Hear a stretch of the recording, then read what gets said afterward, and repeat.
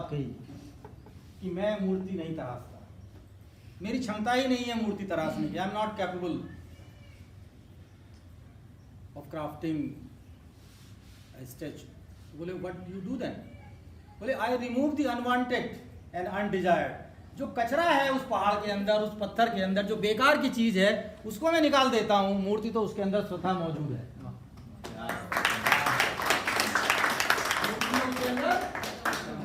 मौजूद है, मेरा मैं कौन होता हूं मूर्ति बनाने वाला, और वो भी भगवान की मूर्ति या किसी तरह बड़े इंसान की मूर्ति, मेरी सामर्थ्य के बाहर है। मेरा तो सिर्फ प्रयास ये है कि जो अनगढ़ है, जो अनागढ़ा हुआ है, जो बेकार है, जो कचरा है, जो निर्मूल है, जो निरर्थक है, उसको मैं निकाल दूं तो मूर्ति। यही काम क्लासरूम में करना है, यही काम क्लासरूम में करना है। बात हो रही है क्लासरूम मैनेजमेंट की, बात हो रही है अच्छी पढ़ाई की बात हो रही है, तो प्रयास क्या है? शिक्षा, देखिए शिक्षा एक कमोडिटी नहीं है, एक प्रोसेस है। It is not a product, it is a process. Product है तो ठीक है भैया, मेरे जेब में चॉकलेट है, ले लो, खा लिया, आपको अच्छा लग गया। बट हम लोग क्या करते हैं, शिक्षा को भी प्रोडक्ट के रूप में कि लो मैं तुम्हें दे रहा हूं, तुम ले लो, और तुम इसको एग्जाम में लिखाना, नंबर मिल जाएंगे, एक मार्कशीट मिल जाएगी। तो हर जगह क्या हो रहा है, डिस्ट्रीब्यूशन हो रहा है। तो product can be distributed but not the process. Are you getting my point? तो शिक्षा में जो सबसे मूल सिद्धांत है वो क्या है?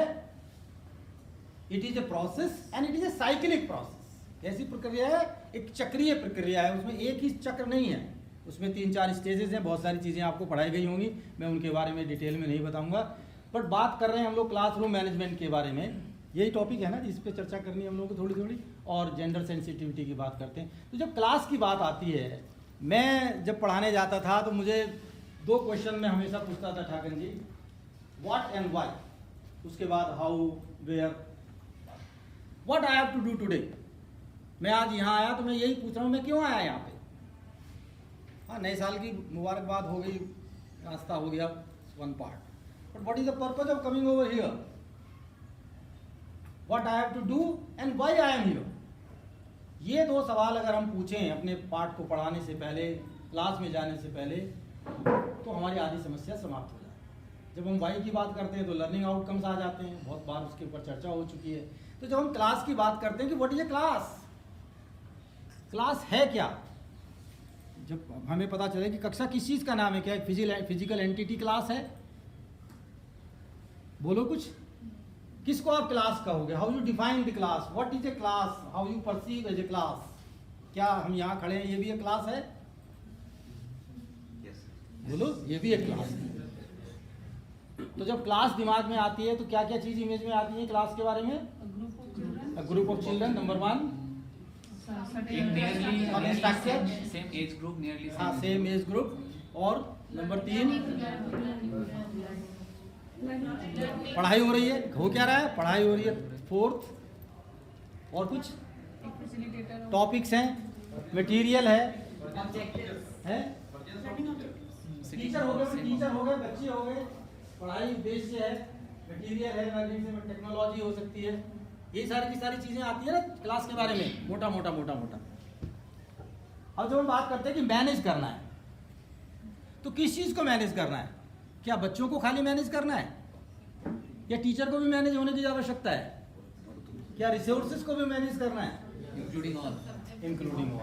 तो विवेक जी, मैं एक बार ऐसे ही कहीं पे पढ़ रहा था, तो वो बात जब हम लोग करते थे, वो कहते क्लास के 4 कंपोनेंट्स हैं। क्या है? There are 4 components. The first is the mutual respect and trust between a student and the teacher, student and student, and it is both way. दोनों के बीच में कैसा होना चाहिए? एक भावनात्मक रिलेशन होना चाहिए जो इस पर आधारित हो, म्यूचुअल ट्रस्ट पर, एक दूसरे की इज्जत करें और मिलकर के सामूहिक प्रयास। तो ये इसका कहलाता है विवेक जी स्पिरिचुअल एस्पेक्ट, या हमको इसको कहते हैं spiritual dimension of the class. We respect each other, we regard each other and we share everything. Expectations बहुत हाई हैं, हम लोग मिल करके काम करेंगे। हमारे केंद्रीय विद्यालय का मंत्र है, क्या है? सहना भवतु सहनो भुनक्तु सहवीर्यम करवावहै, हम साथ साथ बैठे, वही तो है। कौन सा उपनिषद है? ईशावास्य उपनिषद। जो पहला उपनिषद है उसका पहला श्लोक है, मतलब मूल मंत्र है कि गुरु और शिष्य के बीच में ऐसा रिश्ता है कि हम दोनों बैठे हैं, आजू बाजू, मतलब इधर है एक इधर है, बट हम दोनों एक ही हैं और हम दोनों एक दूसरे का सम्मान करेंगे और ज्ञान की चर्चा करेंगे, और जहाँ प्रश्न होगा वहाँ प्रश्न पूछेंगे, मुझसे उत्तर दिया जाएगा मैं दूंगा, नहीं होगा तो मिल करके उत्तर ढूंढेंगे। यही है ना। आप तो सैक में यहाँ पे रिसोर्स पर्सन है ना। Very good. आप इधर आ जाओ, आगे आ जाओ। क्या नाम है आपका पूरा? MR चौधरी साहब, आइए ना, इनका भी स्वागत हम लोग करते हैं। बढ़िया। तो दूसरी एस्पेक्ट क्या है? ये तो हो गया एक एस्पेक्ट। दूसरा एस्पेक्ट है जिसको अभी आप कह रहे थे, ये क्या करना है हमको? पढ़ाई करनी है। ये उसका एकेडमिक एस्पेक्ट है। पहला क्या हो गया? Spiritual dimension. दूसरा हो गया एकेडमिक डायमेंशन। तीसरा क्या हो गया? Yes, resource management, resource utilization, resource creation. तो ये काज किसमें आ गया? आपका पारा मैनेजमेंट में आ गया। इसको क्या कहेंगे हम लोग? मैनेजमेंट का एस्पेक्ट हो गया। और एक तीसरा हो गया जिसको आप कह सकते हैं एडमिनिस्ट्रेशन, जिसको लास्ट में maintaining the discipline, maintaining the physical discipline. हमारी बॉडी लैंग्वेज ठीक हो, हम एक दूसरे को टेढ़ी मेढ़ी निगाह से ना देखें, हम एक दूसरे को स्ट्रेस ना जनरेट करें, और हम लोग रिवार्ड पनिशमेंट से दूर रहें। क्लियर हो गई बात? तो skillful teaching, skillful relations, skillful managing the resources and the energy in the class, and lastly mutual trust and respect with high expectations, and the ultimate objective is to achieve learning outcome. क्या learning outcome है? मुझे तो एक ही learning outcome समझ में आता पूरे मेरे अपने अनुभव का। A classroom should be where you are able to generate the highest level of thinking with deepest level of understanding. Highest level of thinking and deepest level of understanding. ऊंची सोच, गहरी सोच, विषय की भी, व्यक्ति की भी, परिवेश की भी, और अपने उद्देश्य की भी। अगर आप ये कर पाते हैं तो चाहे आप तो खुद केमिस्ट्री के लोग हैं, you know the chemistry of life. Chemistry of life क्या है? Balancing all the dimensions. हम लोग मन हैं, हम लोग बुद्धि हैं, हम लोग व्यक्ति हैं, हम लोग विचार हैं, हम लोग व्यवहार हैं। यही तो हो गया। तो क्लासरूम मैनेजमेंट का मतलब ये नहीं है कि तुम सुनो और मैं सुनाऊं। I am born to tell, मैं टीचर हूं, मैं अथॉरिटी हूं। तुम्हारा कर्तव्य बनता है कि जो भी मैं कहूं उसको सुनते रहो। अगर मेरे जैसा स्टूडेंट हो तो मैं तो कह दूंगा आई एम सॉरी मैम, ये मेरी ड्यूटी नहीं है कि सिर्फ मैं आपको सुनूं। मेरी ड्यूटी ये है कि जो टॉपिक है उसके जो कंसेप्ट हैं वो मुझे क्लियर हो जाए, और जब तक वो क्लियर नहीं होते मैं बार बार प्रश्न पूछ के आपको परेशान करके उन कंसेप्ट को पूरा करने का प्रयास करता रहूँगा। बोलो आप तैयार हैं इस काम के लिए? सो होना क्या है? हमें रोल मॉडल बनना है, रोड मशीन नहीं बनना। Be a role model, not a road machine. आया, हो गया, शुरू हो गया, टक टक टक टक टक टक 45 मिनट हो गए, चलो फिर मिलेंगे। कल आए, किताब खोलो, कल क्या पढ़ा रहे थे? ये सब अब नहीं चलेगा। और नई शिक्षा नीति में तो पूरे का पूरा अगर आप देखें विस्तार से सारा आपने पढ़ा होगा, पहले भी ये नहीं था। तो लर्निंग एग्जाम के लिए नहीं है, लाइफ के लिए है, स्किल के लिए है। ठीक है कि नहीं है? जिस प्रोफेसर में वो जाए वो उसकी बात की बात है, बट जितना हमारा रोल है उतना तो हम उसको करा दें कि नहीं करा दें। तो जो मैंने अभी तक बात कही, इसमें कोई डाउट है आपको? तो क्लासरूम में क्या होना चाहिए? नंबर 1, हाँ, एक स्पिरिचुअल डायमेंशन को लेकर के आइए जब भी जाएं। एक दूसरा होता है टाइम मैनेजमेंट। टाइम क्लास के अंदर बेसिकली 4 तरह के टाइमिंग्स हैं। फर्स्ट इज इंट्रोडक्टरी टाइम, जिसको हम कहते हैं इनिशियल, ये इनफॉर्मल टाइम में आया 2 मिनट, जैसे सर ने बात करी, मेरे बारे में बताया, सर ने बताया, पाटीदार जी ने बताया, एक अच्छा माहौल पैदा हो गया और हम लोग के अंदर एक एनर्जी भी आ गई और एक विन विन सिचुएशन आ गई, कोई भी नहीं है। बट ये 2-2.5 मिनट ही रहना है, 10 मिनट नहीं, 40 मिनट के पीरियड। फिर उसके बाद एक दूसरा फ्लोर आता है जिसको कहते हैं, पहले वाले को क्या कहते हैं, वो 5D मॉडल के बारे में आपने पढ़ा होगा साइकोलॉजी में। वो बहुत पुराना मॉडल है 1987 का, जो रिसर्च शुरू हुई थी करीब 47 में, लेकिन वो फाइनल रिजल्ट आया उसका 87 में। तो वो एक मॉडल बनाया गया था बायोलॉजिकल लर्निंग के ऊपर अमेरिका में, यूनिवर्सिटी में। तो उन्होंने कहा था 5D।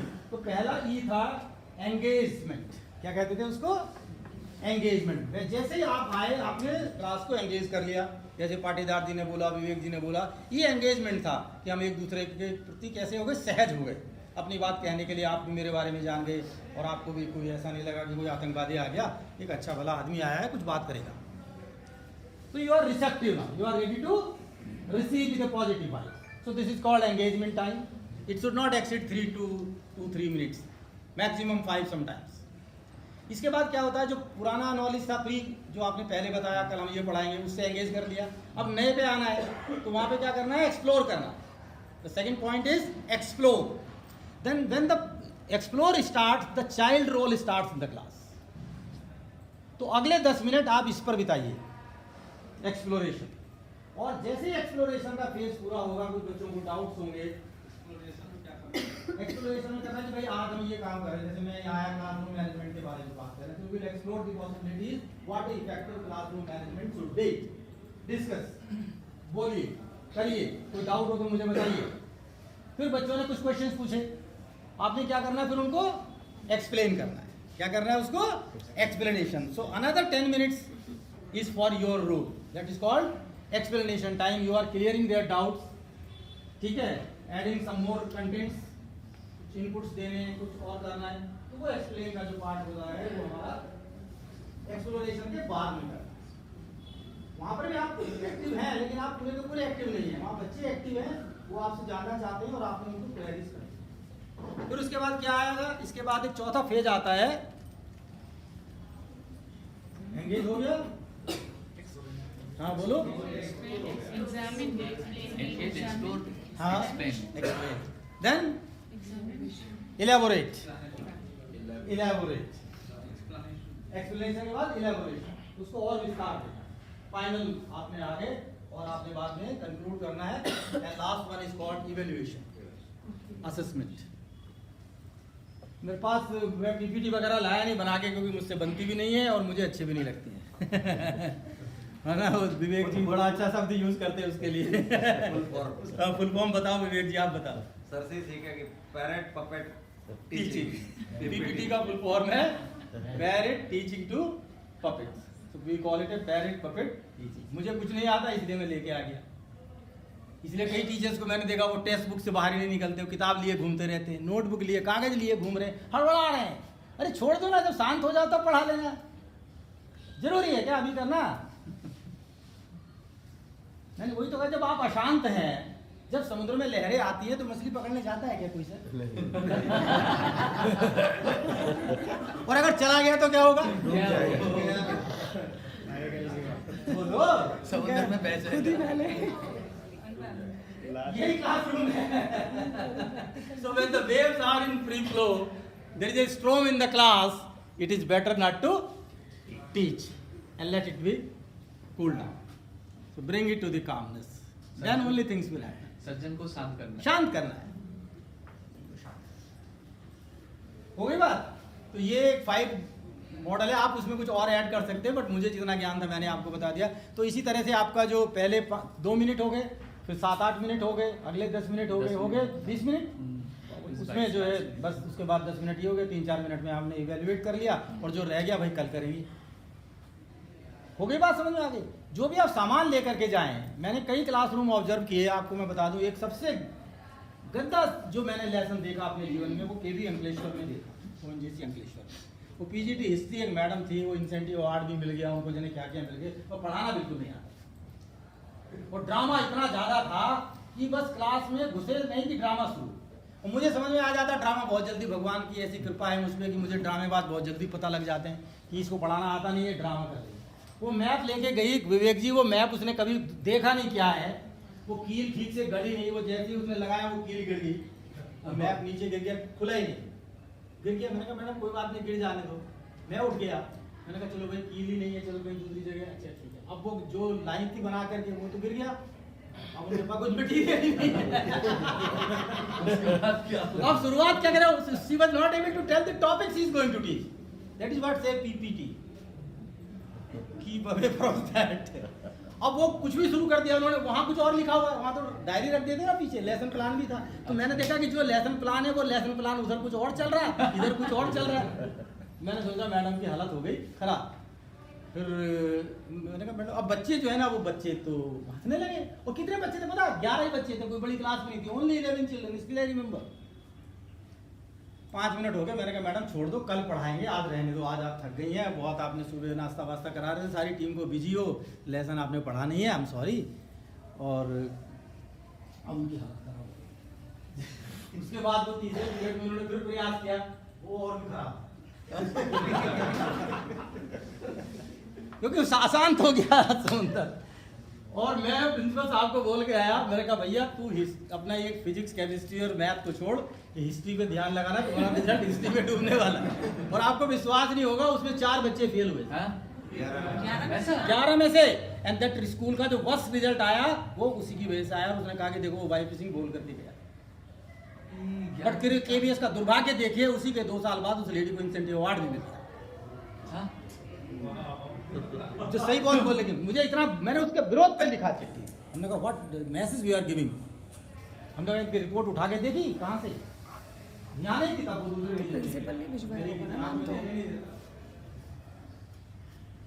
और मजे की बात एक ही उनका, हाँ, और मतलब हवाबाजी इतनी कि बस जो आए वीआईपी में वहाँ रिसीव करना, ये करना, वो करना। इंसेंटिव के ज्यादातर केसेस ऐसे। हाँ वही पंकज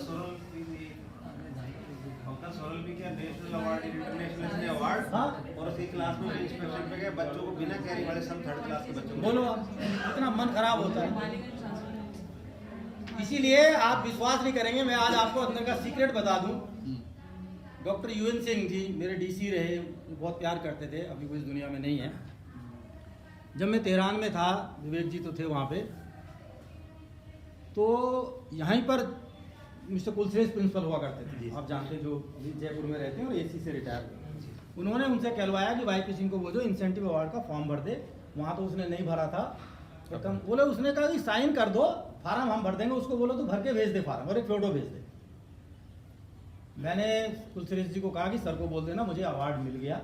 उन्होंने बोल दिया, वो अथॉरिटी थी, एडीसी कैट थे, वही देते थे सारे के सारे, राष्ट्रपति का भी वही देते थे, क्योंकि जब हम दिल्ली में गए तो हमने देखा वही सब करते थे, और मुझे नहीं चाहिए। अब उनको इतना, मतलब ही फेल्ट सो बैड, उसने कहा ये तो हाइट ऑफ इंडिसेंसी हो गया, मतलब शिष्टता हो गई एक तरह से, इतने बड़े आदमी बोल रहे। तो उन्होंने मुझे फ़ोन किया और उन्होंने मुझे कहा कि तू ये बता दे तुझे इस अवार्ड से इतनी नफरत क्यों है।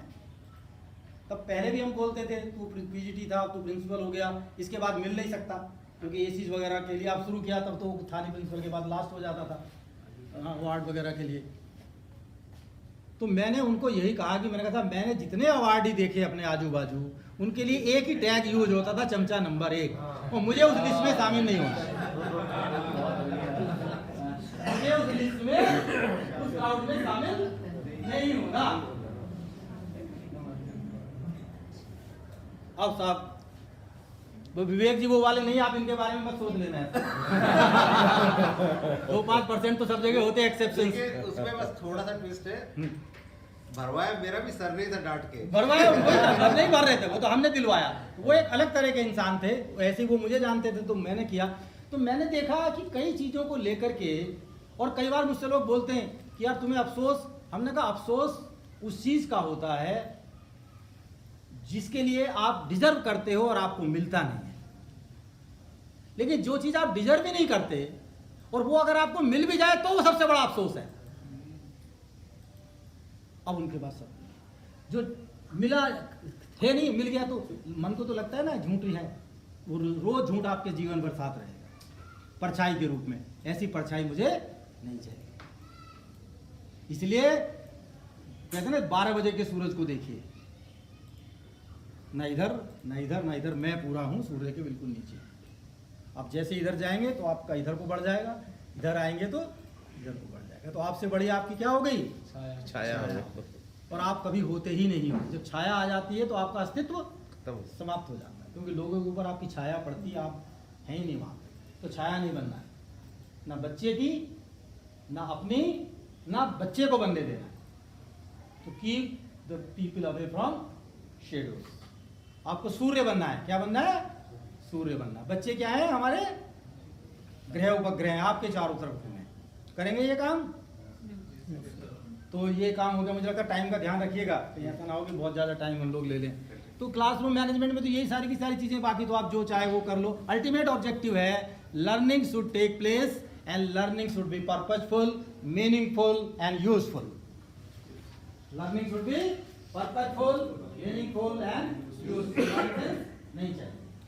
Nothing is better than doing something nonsense. लोग कहते हैं something is better than doing nothing. I hate this statement.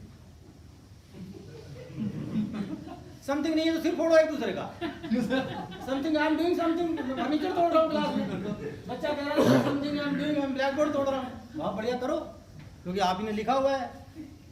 Something is better then nothing is better than doing something nonsense, doing something wrong, doing something worthless.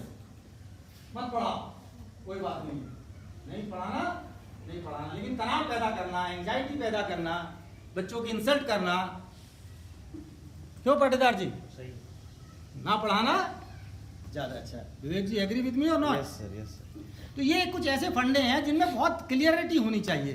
Then master, be master of your class, be master of your subject. First condition है to control the class, not by the board, by the ideas. The people who do not have the ideas, they use the board to guide the people. Board का मतलब होता है डंडा। भेड़ को डंडा चाहिए, भैंस को डंडा चाहिए, बच्चे को नहीं। उसकी एनर्जी तो मुझसे ज्यादा है, उसका तो ब्रेन मुझसे ज्यादा यंग है, शार्प है। वो तो 15 साल का है, मैं तो 35 साल का हूँ, 25 साल का हूँ, अगर कम से कम भी हुआ। Child is always better than me as far as the energy is concern, distractions are concern. और सबसे बड़ा जो उद्देश्य है विवेक जी, जो लास्ट पॉइंट है क्लास मैनेजमेंट में मैं कहना चाहूंगा, maximum learning with minimum distraction. Maximum learning with minimum distraction. बस अगर आप ये इंश्योर कर लें तो सारा मैनेजमेंट खुद से हो गया। और बैलेंस करिए कि कितना टेक्नोलॉजी यूज करना है, कितना टॉक यूज करना है, और कितना बच्चों को यूज करना है, बराबर होना चाहिए। ठीक है। इसी तरह का आपने दूसरा पक्ष बताया था, जेंडर सेंसिटाइजेशन। उसके लिए एक ही सेंटेंस है जेंडर सेंसिटाइजेशन के लिए काकल जी, वो है सोशियली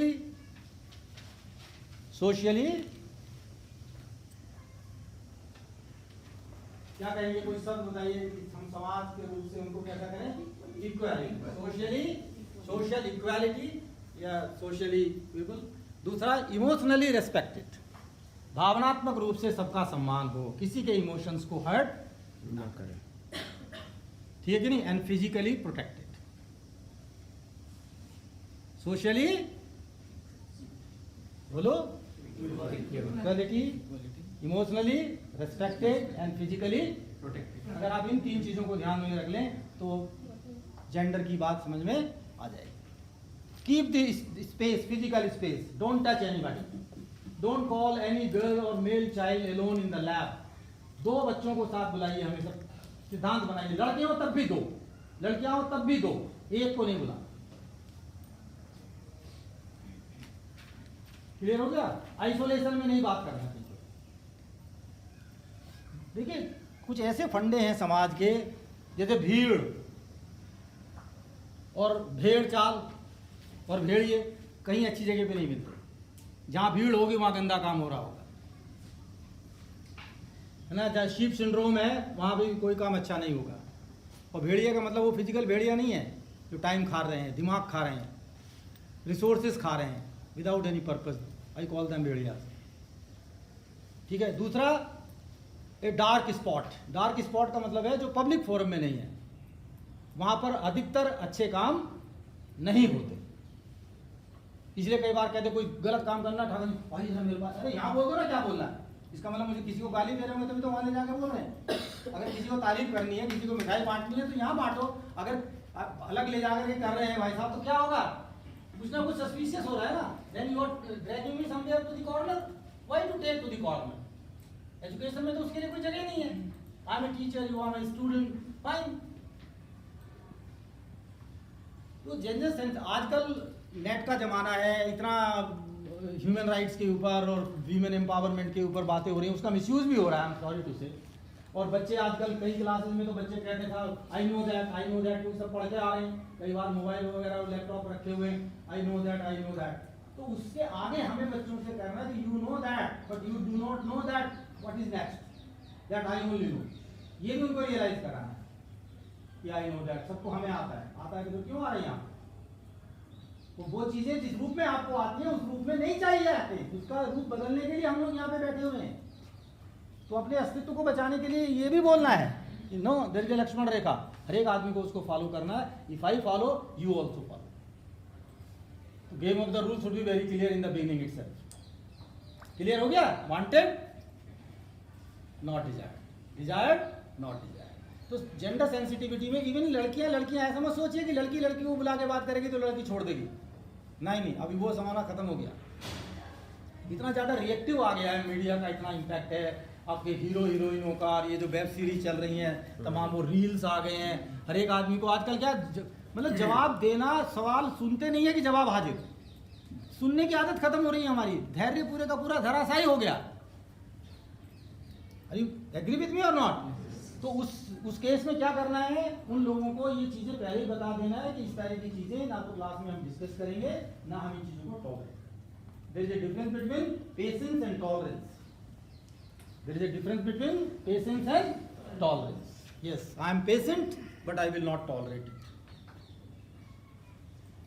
और ऐसा कुछ भी नहीं है। दूसरी बात है कि बहुत स्ट्रॉन्ग लाइकिंग एंड डिसलाइकिंग मत बनाइए क्लास में, कि कुछ बच्चे मेरे पैट हो जाते हैं, मैं बार बार उन्हीं से कुछ काम अपने पर्सनल भी करा लेते हैं, ये उठा लाओ, वो ले आओ, ये करो, वो करो। Avoid that. और सबको मौका दो, अगर किसी को नहीं भी ठीक से आ रहा है उसको भी करने का मौका देना चाहिए। आप देखेंगे थोड़े दिनों के बाद उसकी अनफोल्डिंग हो जाती है, क्योंकि सब लोग एक साथ नहीं खुलते हैं। बस अब आप गार्डन में जाइए, सारे फूल एक दिन में एक साथ थोड़ी खड़े हो जाते हैं, कुछ आज खुला, कुछ कल खुला, परसों पूरा खुल गया, कुछ पहले से खिले हुए हैं। आप समझ में आया कि नहीं? अगर आप खेती करते हैं, देखते होंगे तो सारे के सारे बीज एक साथ लगाए गए पेड़ों में एक साथ नहीं आते हैं, और अगर आते भी हैं तो आकार और नेचर प्रकार थोड़ा बहुत वेरिएशन होता ही है। है कि नहीं है? तो ये ध्यान रखना है कि हम लोग कहते हैं ऑन तो सारे कमल के बटन ऑन हो गए, ऑफ तो सारे कमल के बटन ऑफ हो गए। नो, सोशल सिस्टम में और नेचुरल सिस्टम में यही फर्क होता है। सोशल सिस्टम ऊपर से ठीक होते हैं, नेचुरल सिस्टम रूट से ठीक होते हैं। आप समझ मेरी बात? तो अगर स्कूल के प्राचार्य अच्छे हैं तो स्कूल अच्छा है, टीचर अच्छे हैं तो सब्जेक्ट अच्छा है। It goes that way. ठीक? इवन लाइकिंग डिसलाइकिंग, कई आप भी कहते होंगे साहब मैंने केमिस्ट्री इसलिए पढ़ी कि मेरे को उस जमाने में केमिस्ट्री के कैसे अच्छे टीचर मिल गए। अक्सर हम लोग ये चर्चा करते हैं, खास करके स्कूल की बात, कॉलेजों में नहीं।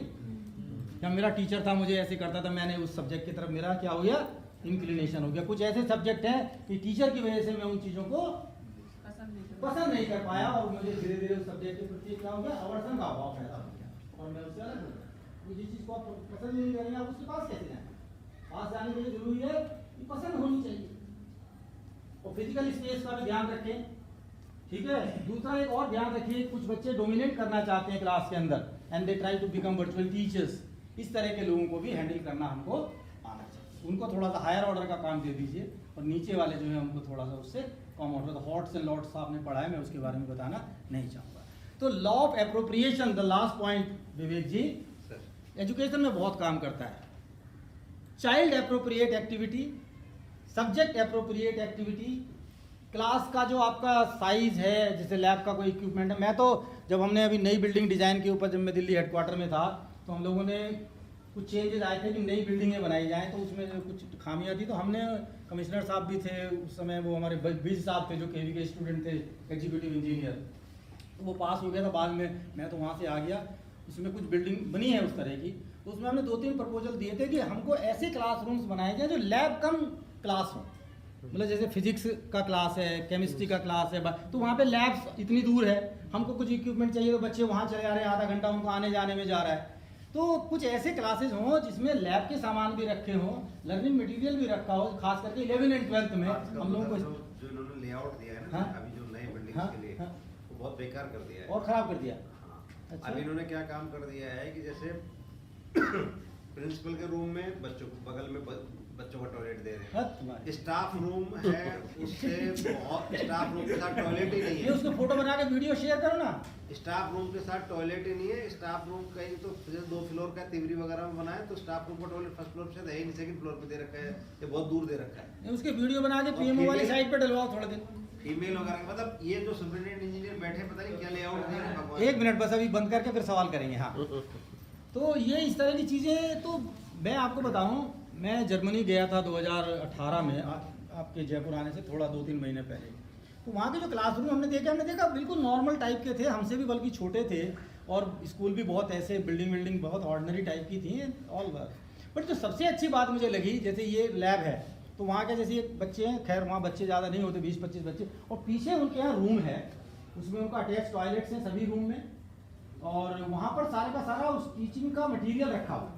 तो वहाँ मैप वाला भी है, तो वहाँ पर मैथ्स का स्किट भी रखा हुआ है, किताबें रखी हुई हैं। मतलब टीचर को अगर अपने विषय से संबंधित कोई चीज़ चाहिए इमीडिएटली, तो उसको लैब या लाइब्रेरी जाने की आवश्यकता नहीं है। तो 1-1 घंटे के पीरियड होते हैं वहाँ पे, वो उनका 60 मिनट का पीरियड होता है, 30 मिनट्स का टॉक होता है, 30 मिनट्स में वो एक्सपेरिमेंट्स वगैरह करते हैं। तो क्लास के अंदर ही सारे के सारे मटेरियल, हमने इस काम को भी कहा था, हमने स्टाफ रूम में बड़ी एक मुहिम चलाई थी कि स्टाफ रूम को हम लोग गॉसिप केंद्र ना बनाएं, उसको लर्निंग सेंटर्स बनाएं। तो वहाँ पे बुक्स रखवाएं, लाइब्रेरी सेंटर में जयपुर में कराया था हमने। वहाँ पे बेसिकली जैसे डिक्शनरीज हैं, आपकी एटलसेस हैं, मैथ से रिलेटेड, तो छोटी छोटी चीज़ें उनको वहाँ पे रखी जाए, ताकि उनको ले जाना ना पड़े बार बार, और लोग एक दूसरे के साथ डिस्कस करें। हमने स्टार्ट किया था शायद जयपुर में, नहीं? हाँ सर, कुछ, हाँ, कंप्यूटर रखवाए, अच्छे सर का और वाईफाई लगाओ। टेबल चेयर टीचर्स की बहुत अच्छी होनी चाहिए। यस, अब सर का ये कहना था, मुझे अभी भी याद है कि अगर कोई फैमिली का मेंबर मिलने आए तो स्टाफ रूम का आपका मेंबर ये शर्म महसूस नहीं करेगा हम कहाँ बैठे, उसको हमारे स्टाफ रूम बहुत अच्छे नहीं है केवीएस में, सच में।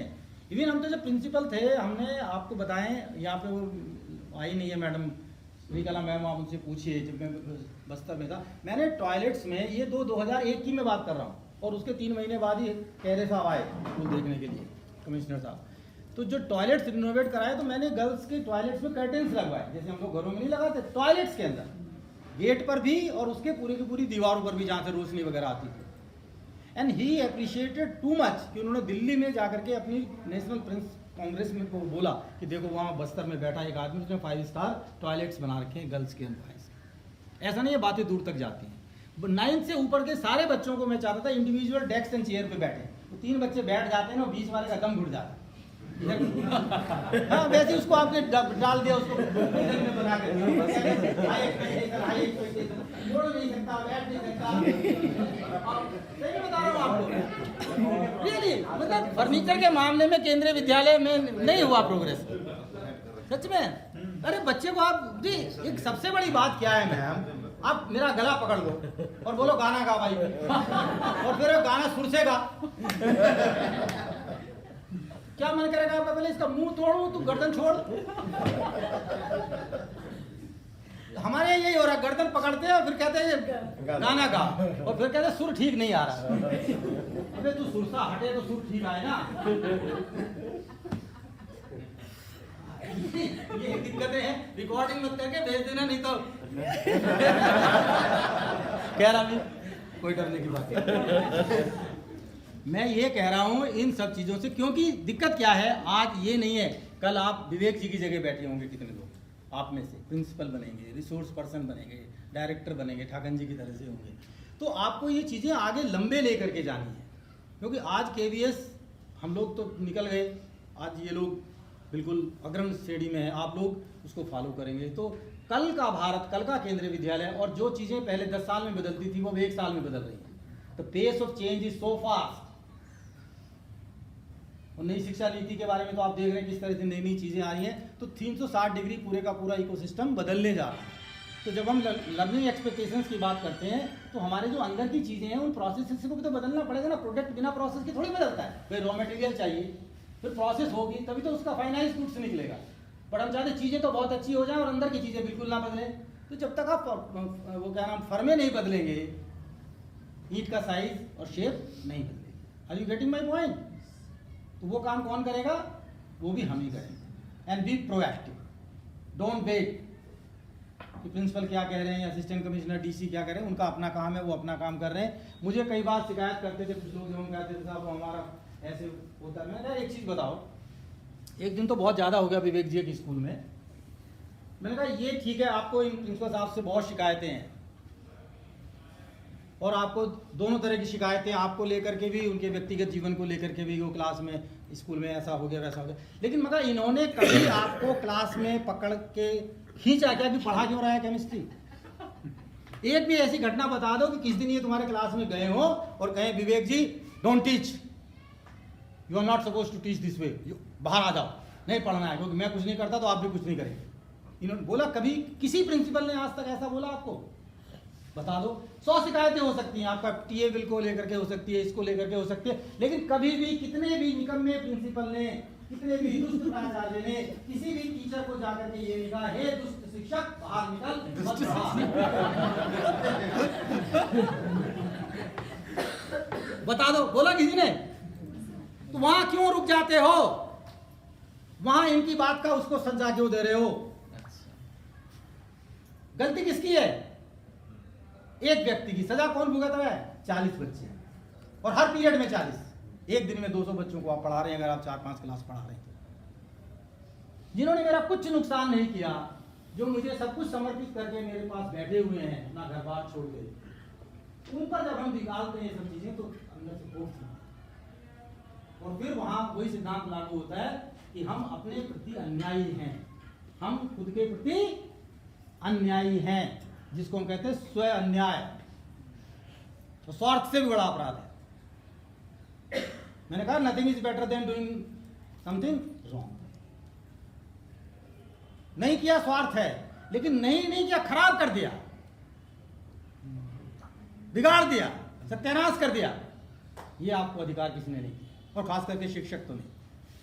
समाज में 100 बुराइयां हो सकती हैं, समाज 100 बुरा हो सकता है, लेकिन कोई शिक्षक अगर समाज के आधार पर यह कह दे कि दुनिया में ऐसा हो रहा है, तो शिक्षक का पद त्यागना पड़ेगा, तब आप उस पर उंगली उठा सकते हैं. क्योंकि यहाँ आपके पास वो चॉइस ही नहीं है. The moment I decided to be a teacher, I have accepted all ills and evils, but my effort is, my duty is to correct as much as I can, to influence as much as I can. I cannot change the entire world, but at least I can change the 10 children out of 40 in my class. You have that guts or not? Yes. दीपक जलाओ, छोटा सा जलाओ, अंधेरे को गाली देना बंद करो, वो वहीं पे हमारी पूरी की पूरी वो समाप्त हो जाती है. क्लियर हो गई? ज्यादा बुरा तो नहीं लगा? कुछ ऐसा तो नहीं बोल दिया? क्योंकि जिस राष्ट्र के शिक्षक ये काम करने लगे हैं, नेताओं से एक दिन कई बार बात करते हैं, सब नेता लोग ऐसे हो गए फलाने.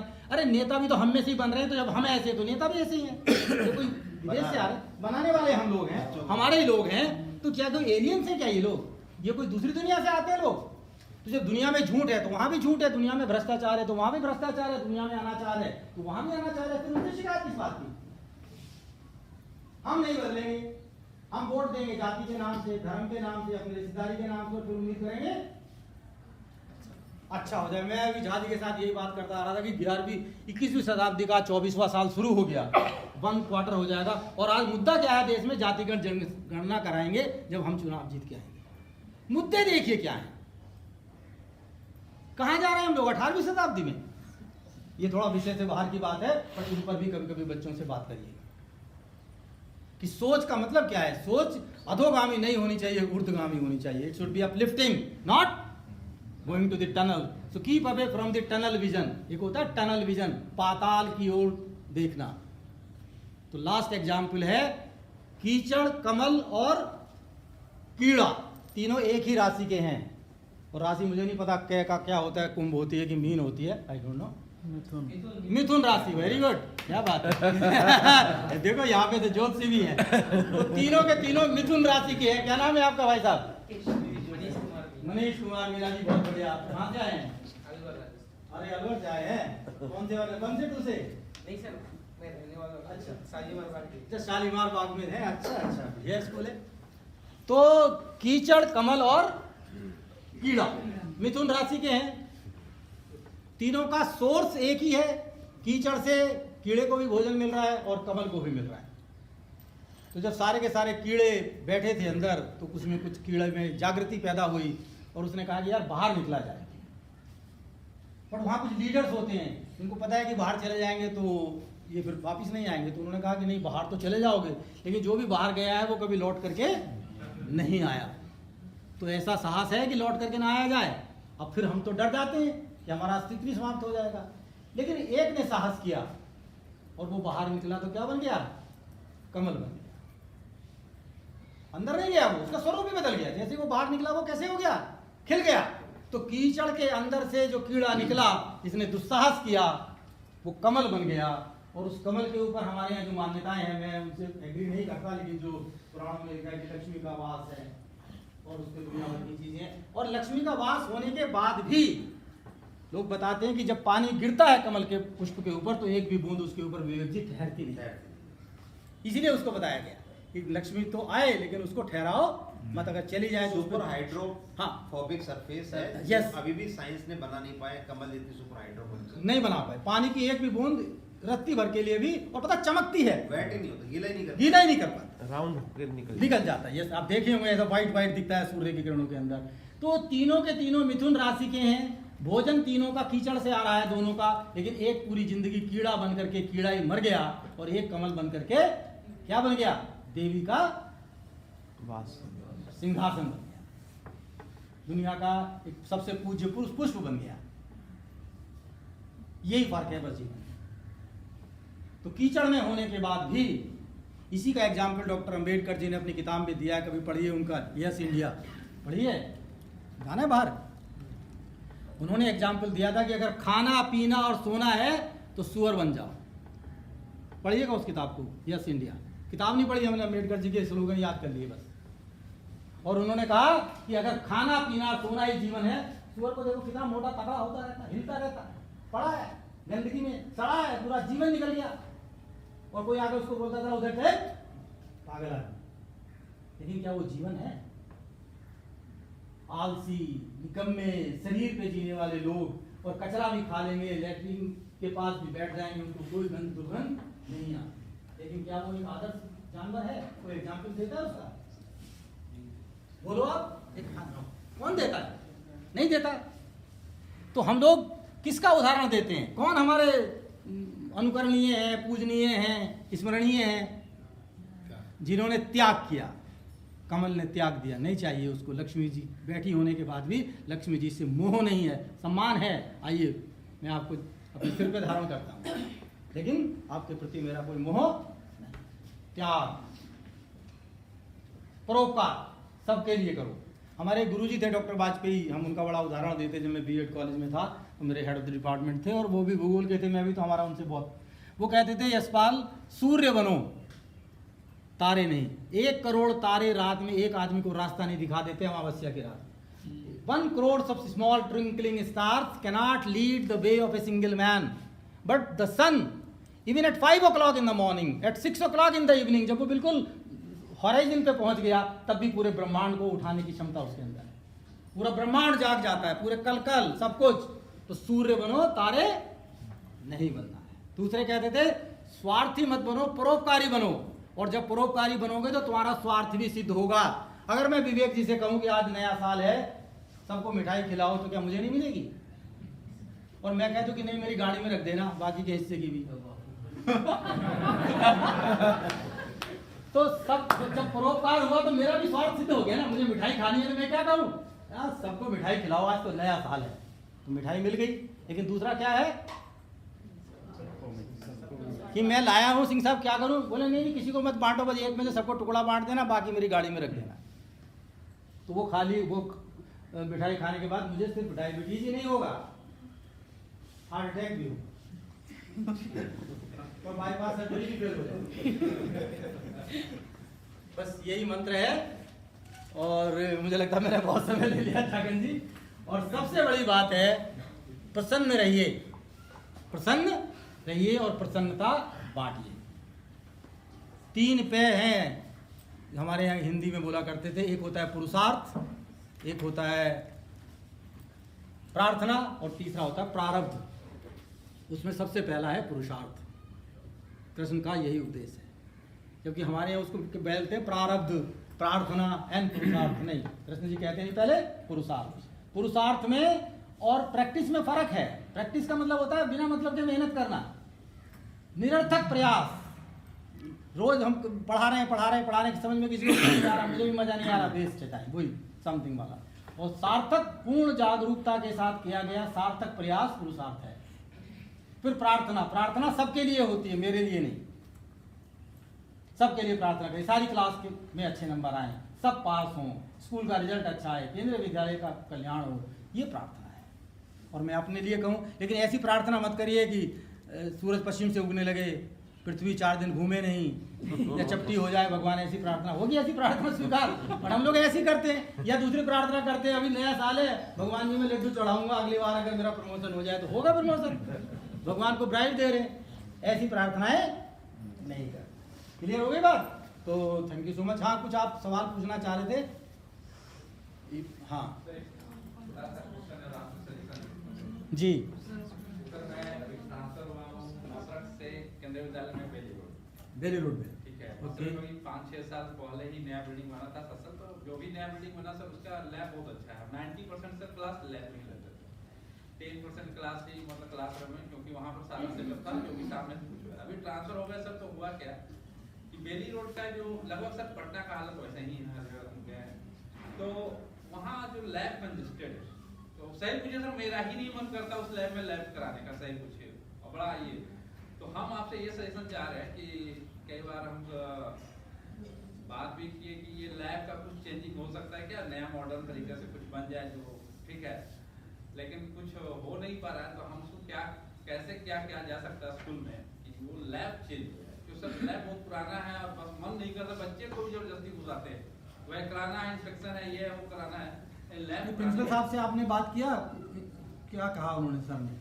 सर हम प्रिंसिपल सर से तो नहीं बात किए, लेकिन जो हमारे पास जो सीनियर है, जो हमारे पास 2 पीजीटी है, जो सर उनसे बात किए, तो बोले कि हम तो बात किए लेकिन तो कुछ हुआ नहीं। कई बार लिखे कहते हैं लेकिन कुछ होता नहीं है। नहीं, एक बार आप उनको बताइए और उनको बताइए कि एक्चुअली क्या उसमें, देखिए रूम का साइज वगैरह तो प्रिंसिपल चेंज नहीं कर सकते। रूम का साइज एप्रोप्रिएट है। ओके। वो क्या है ना, हो गया सर कि दोनों तरफ मतलब कहीं कि वो आधे दोनों तरफ जो पार्ट में बैठने का वो स्टोर रूम है 2 शिफ्ट का, ठीक है। अभी जो जगह है ना उसी में बनाया गया। ओके। और पीछे एक्सटेंशन भी हो सकता है, अगर वो एक्सटेंशन करके इवन कहीं सब करके डाल करके पीछे जमीन में अभी नया रूम बनाएगी, उसको पीछे एक्सटेंशन भी हो सकता है। लेकिन हम आपसे सर इसलिए मतलब ये क्वेश्चन किए कि सर आप इसमें क्या सुझाव दे सकते हैं, या कैसे किया जा सकता है? नहीं, आप प्रिंसिपल साहब से खुद बात करिए और एक बार उनको लिख करके नहीं देना है, या ये भी मत बोलना था मैं किसको लिख के दे दूं, वो हमारा काम नहीं है।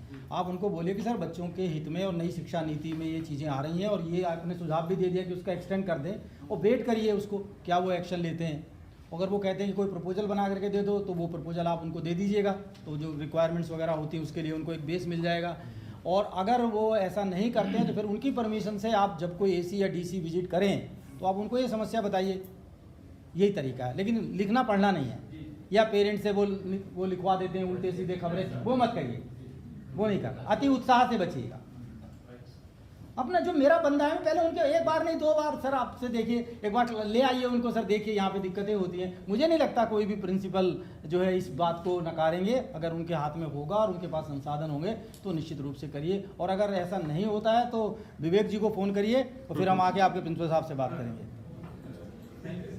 हाँ, हम बात करेंगे। अभी तो डीसी कोई है नहीं वहाँ पे, कोई ज्वाइन करने दीजिए। I talk to them. अगर क्या बुराई है, अच्छाई पे अच्छी न देर उसे कर ही डालो, अच्छा है, पर बुरे काम को जैसे हो जितना भी टालो अच्छा। यही तो मारीच ने कहा था रावण को। यस, और कोई सवाल? Yes, encourage questioning in the class, open handed question. Anything you wish to discuss? हाँ बोलिए। बहुत सारे ना, मेरा एक क्वेश्चन है, बहुत सारे लोगों का पर्सनल प्रोफेशनल बैलेंस नहीं रह पाता है, मेरा तो पर्टिकुलर नहीं है। पता उसके कारण क्या है, मैं आपको बताऊं। आपके साथ दूसरी चीज़ें हैं, क्योंकि आप और जैसे ठाकन जी हैं, ये रीजनल ऑफिस के एडिशनल काम आपको मिले गए, तो आपकी जो पर्सनल रिस्पॉन्सिबिलिटी है उससे ज़्यादा एक सुपर पर्सनल रिस्पॉन्सिबिलिटीज आ जाती है और हम लोग नहीं कह पाते। लेकिन उन चीज़ों में एक काम जरूर ध्यान रखिएगा कि कुछ चीज़ों को आप विद्यालय लेवल पे अगर डेलीगेट कर सकते हैं, वो आप करते हैं बहुत अच्छे तरीके से, या कुछ चीज़ों में बहुत अनावश्यक जहाँ से आपको स्ट्रेच आउट करने की ज़रूरत नहीं है वहाँ से अपने आप को थोड़ा सा विड्रॉ करिए।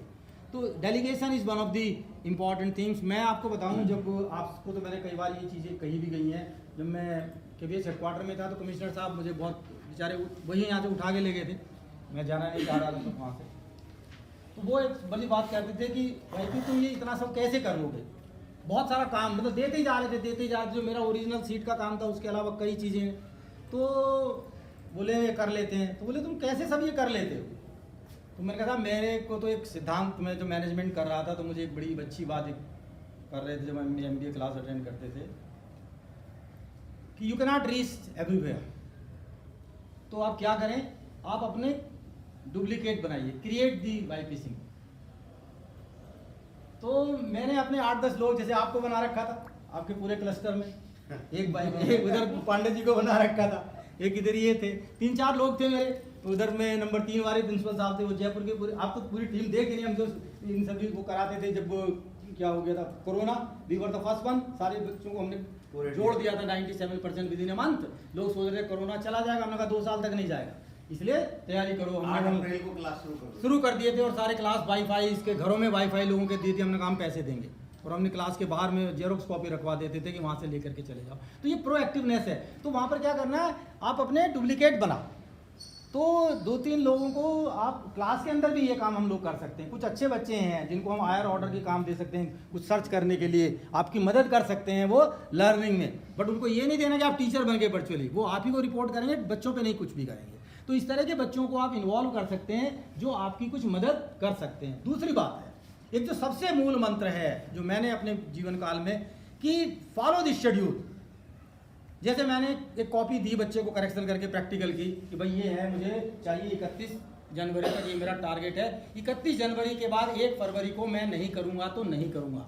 मेरा था, बच्चे बुरा मानते थे, मेरा प्रिंसिपल भी था, मेरा बहुत हुआ महसाना में एक बार 2-3 टीचर से वहाँ पर वो लेकर के हमने कहा आपकी डेडलाइन दे दो, प्रैक्टिकल फाइल किस दिन प्रिंसिपल साइन करेगा। आज जनवरी के महीने में प्रैक्टिकल करा रहे हो, फरवरी में प्रैक्टिकल हो रहा, बच्चा थियरी का पढ़ेगा, खत्म करो इसको। वैसे प्रैक्टिकल में क्या होता सबको मालूम है, बुरा मत मानना।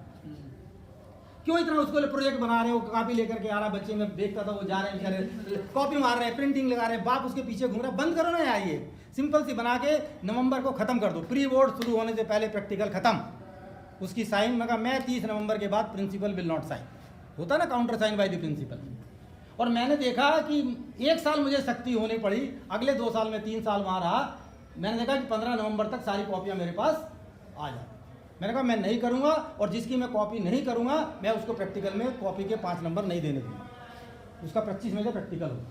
बच्चों को भी पता लग गया, टीचर को भी पता लग गया, स्टिक टू दैट। ऐसी क्लास के अंदर है। आज मैंने सवाल दिया बच्चे को करने के लिए, अगर आपने 4 दिन उसको चेक नहीं किया तो बाद में चेक करने का कोई मतलब नहीं है। बच्चे कहेंगे मैडम तो देती है, भूल जाती है, इसलिए मत करो यार, 2 दिन बाद भी चलेगा। वो आपको क्या कर लेते हैं, आपको इवेल्युएट कर लेते हैं, वो आपको प्रिडिक्ट करने लगते हैं। So become an unpredictable teacher. कोई बच्चा आपको प्रिडिक्ट नहीं कर पाए कि आज मैडम ने ये होगा तो टीचर कैसे रिएक्ट करेंगे। You are reacting in a different way. तो जब आप टाइम शेड्यूल फॉलो करेंगे तो आपका ओवरलोडिंग नहीं होगा, उसी में टाइम निकल जाता है। दूसरी बात, क्लास में उतना ही बोलिए, उतना ही करिए जितनी आवश्यकता है। अगर मेरा सितंबर कोई टॉपिक है मुझे बहुत अच्छा आता है, मेरी उसमें मास्टरी है, और वो 1 हफ्ता पढ़ाना, मैं उसको 1 महीने से पढ़ा रहा हूँ, क्यों 2 नंबर का क्वेश्चन आ रहा है, मैं उसको 20 घंटे खराब कर रहा हूँ उसको, क्योंकि I like that most, no use, खत्म करो उसको। तो एप्रोप्रिएट, जितना आवश्यक है उतना ही करेंगे टाइम। और ये दूसरा, अपने डुप्लीकेट बना लो। तीसरा जो आप कह रहे हो कि कुछ चीजों को ना कहना भी सीखो, ये बहुत जरूरी है। ये आज का मूल मंत्र है, say no where you can not say yes, learn to say no when yes is not required. कोई नाराज हो जाएगा, होने दीजिए, कोई नाराज नहीं हो, सब व्यक्तिगत कोई किसी का काम नहीं करे, तो संस्था का काम। तो कुछ चीजों में हमें ना कहना भी, बट ना कहने का तरीका वो नहीं होना चाहिए एडमेंसी वाला, एक पोलाइटली, सब ये नहीं होगा।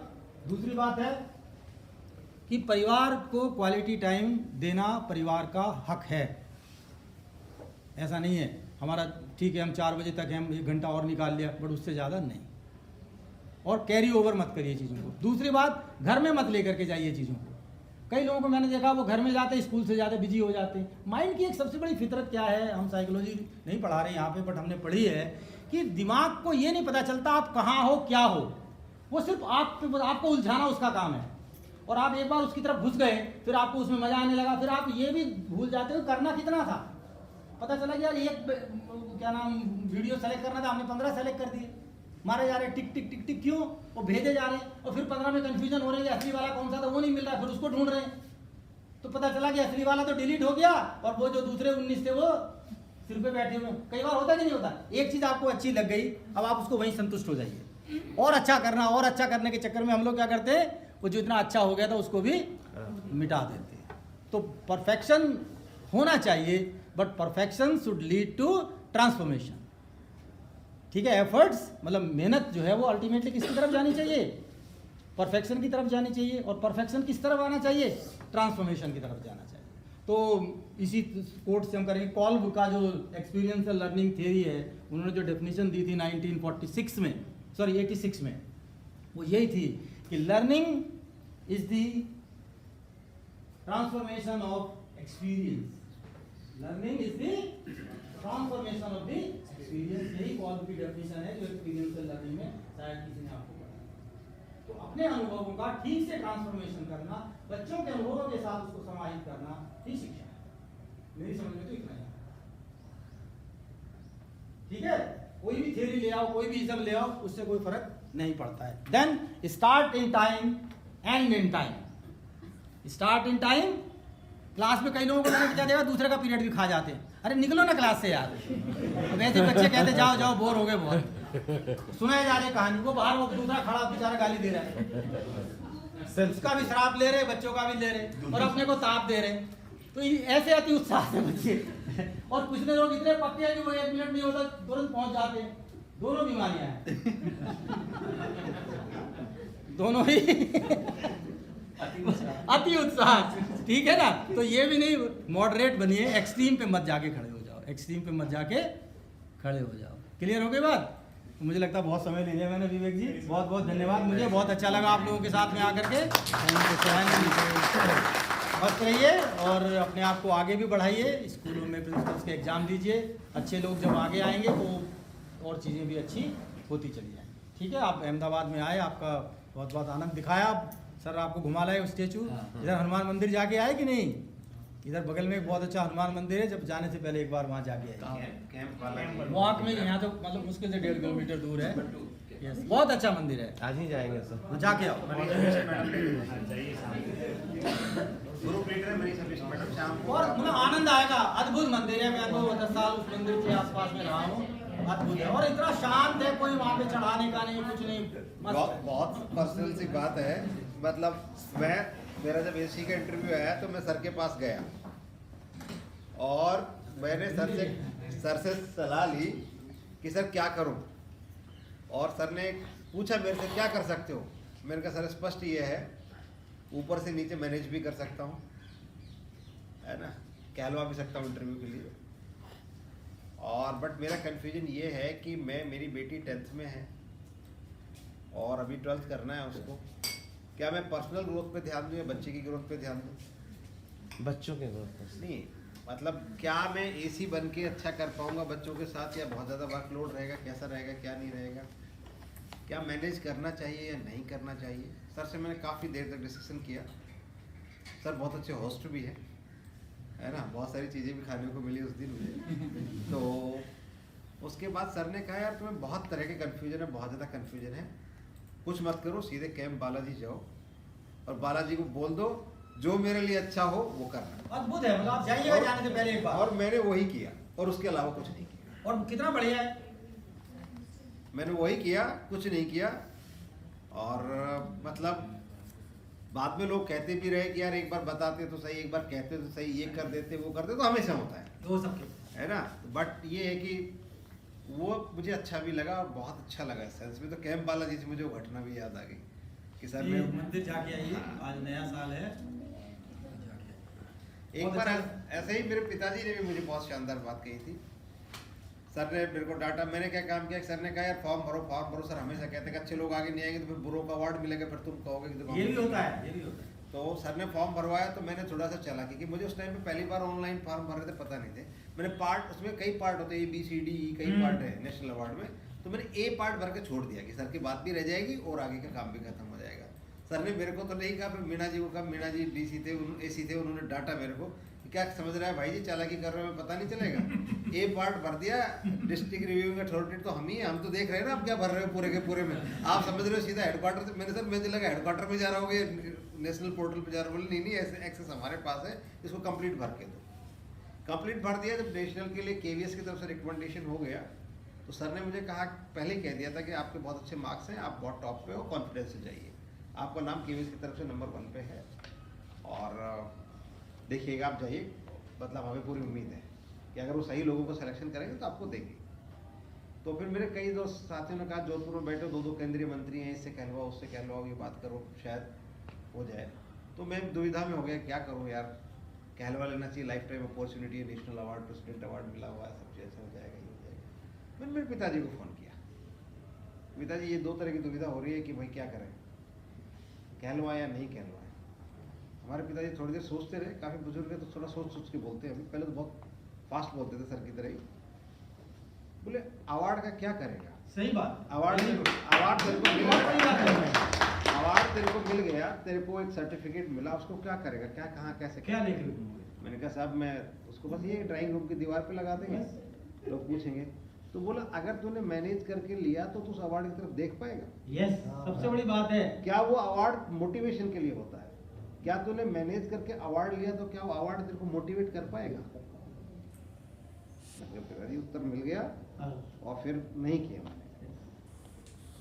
पर विवेक जी का तो अवार्ड आपने देख लिया ना, तो ये जो टीम यहाँ बैठी है, जिस तरह के लोग हैं, इससे बड़ा अवार्ड और क्या है? साक्षात अवार्ड है।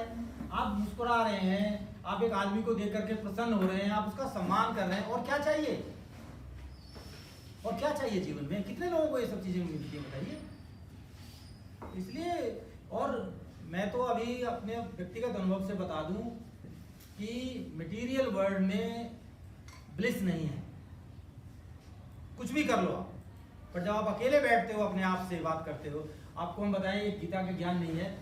हम लोग जब हम बात करते हैं, हम खुद क्या हैं, कभी इस पर भी बैठ करके 2 मिनट अपने बारे में बात करिए, जो आप कहते हैं ना individual timings and all that. कभी कभी 5 मिनट सेल्फ टॉक करिए घर पे, do it from today, just for 2 minutes, talk to yourself. We are talking 24 hours to something, चाहे बुक्स हैं, चाहे मीडिया है, चाहे मोबाइल है, we are busy with all something or the other. But are we ever busy with myself? मेरा thought process, मेरा emotional, मेरा क्या, मैं किस तरह की बातें करता हूँ, क्यों करता हूँ, कहाँ मैं भटकता रहता हूँ अनावश्यक रूप से। कभी बैठ करके अपने बच्चों को भी ये आदत डालिए घर में, और अपने क्लास के बच्चों को भी बताइए कि create a learning space at home. और मैं भूगोल का विद्यार्थी हूं, कहिए उत्तर की दिशा की तरफ मुंह करके बैठो, नॉर्थ डायरेक्शन फेस करिए,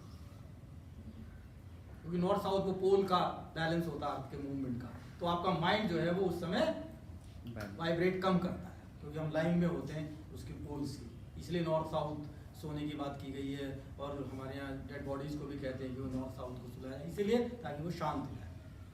तो ये काम करिए 2-3 मिनट, बच्चों को भी यही बोलिए, and with least material. Mobile दूर रखो, किताब पढ़ रहे हैं, कान में पढ़ रहे हो, टमाटर मसाला रखा हुआ है खाने का, बच्चों को पानी की बोतल, तो खाना है तो खाना खाओ, पढ़ना है तो पढ़ो। मिक्स क्यों कर रहे हो? खाने की टेबल पे पढ़ना, पढ़ने की टेबल पे खाना, ये हो रहा है आजकल। और वो लग्जरी में बैठ के वो 90 डिग्री पे बैठना बच्चों को सिखाइए, सिट स्टे। जिसकी कमर झुक गई या जिसको सोफे पे आड़ा हो गया, वो पढ़ नहीं सकता। 90 डिग्री जरूरी है। सांस, जब तक नाभि से नाक तक का सांस नहीं चलेगा, अध्ययन नहीं होगा। ये भी बच्चों को सिखाइए क्लास मैनेजमेंट में। Sit stay, look at me, don't look here and there, I am the star here, I am the sun. मुझे देखिए, आई कांटेक्ट, ये बहुत बड़ी चीज है। मैं आपको बताऊं, जाके 2 मिनट, जैसे मैं आपके पास गया, उससे हाथ मिलाया, उससे प्रणाम करिए, ऐसे 1 मिनट घूमे ना, इट हार्डली टू 1 मिनट।